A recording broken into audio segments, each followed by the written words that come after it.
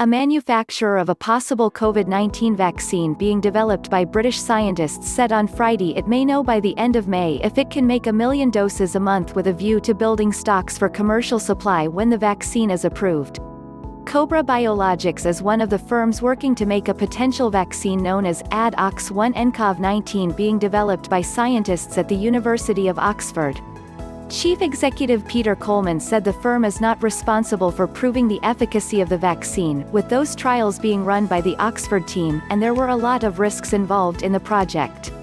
But he said that if a 200-liter manufacturing run planned for the middle of May were successful, the company would be ready to produce 1 million doses a month. That's more than enough for clinical trials, but also potentially a start to stock up for the commercial supply, Coleman told Reuters, adding that it could have the capacity for up to 2 million doses in repeat batches. The speed at which we're operating is much quicker than it ordinarily is. And to start building up batches for commercial supply before you've even got to phase 1 clinical trials is pretty unusual. British pharmaceutical firm AstraZeneca has joined the Oxford vaccine program to develop, produce, and distribute the potential vaccine to help make it available as soon as possible if it succeeds in clinical trials. Coleman said AstraZeneca's involvement could help with the rapid scaling up of the vaccine on a global stage, but said that Cobra Biologics and 2 other contract development and manufacturing organizations (CDMOs) with a similar capacity that was already involved would still play a pivotal role.